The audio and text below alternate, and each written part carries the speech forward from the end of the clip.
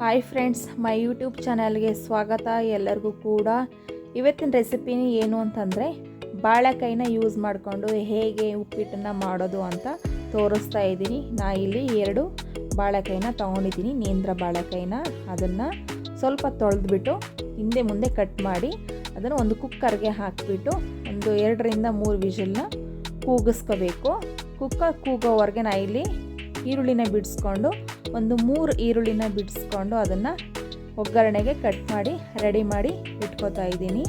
ಈರುಳ್ಳಿ ಜೊತೆಗೆ ಒಂದು 3ರಿಂದ 4 ಮೆಣಸಿನ್ಕಾಯಿನ ಕೂಡ ಹಾಕೋತಾ ಇದ್ದೀನಿ. ಅದ್ರ ಜೊತೆಗೆ ಕ್ಯಾಪ್ಸಿಕಮ್ ಕೂಡ ಒಂದು ಅರ್ಧ ಕ್ಯಾಪ್ಸಿಕಮ್ ಆದರೆ ಸಾಕು. ಅದನ್ನು ಕೂಡ ಸಣ್ಣದಾಗಿ ಹಚ್ಕೊಂಡು ರೆಡಿ ಮಾಡಿ ಇಟ್ಕೋತಾ ಇದ್ದೀನಿ.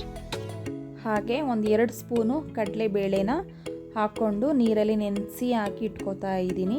ಇವಾಗ ನೋಡಿ ಕುಕ್ಕರು 2 ವಿಷಲ್ ಕೂಗಿ ಇವಾಗ ಬಿಸಿ ಆರಿದೆ. ನೋಡ್ತಾ ಇದ್ದೀರಲ್ಲ ಯಾವ ರೀತಿ ಬಾಳೆಕಾಯಿ ಬೆಂದಿದೆ ಅಂತ. ಈ ರೀತಿಯಾಗಿ ಸಿಪ್ಪೆನ ತೆಗೆದು ರೆಡಿ ಮಾಡಿ ಇಟ್ಕೋತಾ ಇದ್ದೀನಿ. ಸ್ವಲ್ಪ ಆರಬೇಕಲ್ಲ ಬಿಸಿ ಆದ್ದರಿಂದ. ಅದು ಆರಿದ್ಮೇಲೆ ತುರಿಮಣೆಯಲ್ಲಿ ದಪ್ಪ ಹಲ್ಲಿನಲ್ಲಿ ತುರಿದು ರೆಡಿ ಮಾಡಿ ಇಟ್ಕೋಬೇಕು. ನಾನು 2 ಬಾಳೆಕಾಯಿನೂ ಕೂಡ ತುರಿದು ಒಂದು ತಟ್ಟೆಗೆ ಹಾಕಿ ರೆಡಿ ಮಾಡಿ ಇಟ್ಕೊಂಡಿದ್ದೀನಿ. ಇವಾಗ ನಾನು 1 ಲೋಟ ಅಳತೆಯಲ್ಲಿ ರವೆನ ತೊಗೊಂಡು ಉಪ್ಪಿಟ್ಟು ರವೆನ ತೊಗೊಂಡು ಅದನ್ನು ಸ್ವಲ್ಪ ಬೆಚ್ಚಗೆ ಮಾಡ್ಕೋತಾ ಇದ್ದೀನಿ. ಇವಾಗ ಬೆಚ್ಚಗಾದ್ಮೇಲೆ ಒಗ್ಗರಣೆಗೆ ರೆಡಿ ಮಾಡ್ಕೋಬೇಕಲ್ವಾ. ಸ್ವಲ್ಪ ಎಣ್ಣೆನ ಹಾಕಿಬಿಟ್ಟು ಈರುಳ್ಳಿ ಮೆಣಸಿನ್ಕಾಯಿ 2 ಕೂಡ ಹಾಕಿ ಸ್ವಲ್ಪ ಫ್ರೈ ಮಾಡಿ ಸ್ವಲ್ಪ ಜೀರಿಗೆನೂ ಕೂಡ ಹಾಕಿ ನಾವೇನು ಹಚ್ಚಿಟ್ಕೊಂಡಿದ್ವಿ ಕ್ಯಾಪ್ಸಿಕಮ್ಮು ಅದನ್ನು ಕೂಡ ಚೆನ್ನಾಗಿ ಈರುಳ್ಳಿ ಜೊತೆಗೆ ಬೇಯಿಸ್ಕೋಬೇಕು.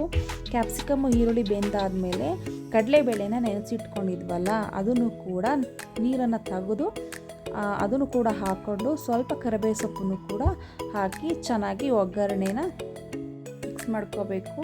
ಎಲ್ಲ ಕೂಡ ಆದಮೇಲೆ ನಾವೇನು ತುರಿದು ಇಟ್ಕೊಂಡಿದ್ವಿ ಬಾಳೆಕಾಯಿನ ಆ ತುರಿನೂ ಕೂಡ ಹಾಕೋತಾ ಇದ್ದೀನಿ. ಇದನ್ನು ಕೂಡ ಚೆನ್ನಾಗಿ ಅದ್ರ ಜೊತೆಗೆ ಬೆರೆಸಿ ಸ್ವಲ್ಪ ಹೊತ್ತು ಒಗ್ಗರಣೆಯಲ್ಲಿ ಫ್ರೈ ಮಾಡಿಕೊಂಡ್ರೆ ಸಾಕು.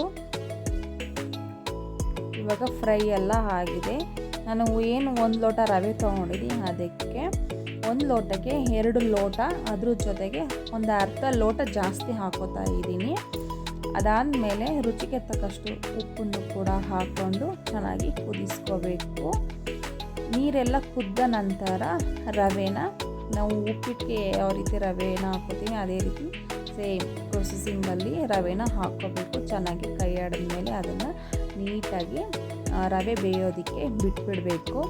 ನಾನು ರವೆ ಸ್ವಲ್ಪ 1-2 ನಿಮಿಷ ಬೇಯಲಿ ಅಂತ ಅಂದ್ಬಿಟ್ಟು ಒಂದು ತಟ್ಟೆನ ಕ್ಲೋಸ್ ಮಾಡ್ಕೋತಾ ಇದ್ದೀನಿ. ಇವಾಗ ನೆಕ್ಸ್ಟು 1-2 ನಿಮಿಷ ಆದಮೇಲೆ ಕೊತ್ತಂಬರಿ ಸೊಪ್ಪನ್ನು ಸಣ್ಣದಾಗಿ ಹಚ್ಕೊಂಡು ಉಪ್ಪಿಟ್ಟಿಗೆ ಕೊತ್ತಂಬರಿ ಸೊಪ್ಪನ್ನು ಹಾಕ್ಕೊಂಡು ಉಪ್ಪಿಟ್ಟನ್ನ ಚೆನ್ನಾಗಿ ಕೈ ಆಡ್ಕೋಬೇಕು. ನೋಡಿ ಈ ರೀತಿ ನಾನು ಕೈ ಆಡ್ಕೋತಾ ಇದ್ದೀನಲ್ಲ ಆ ರೀತಿ.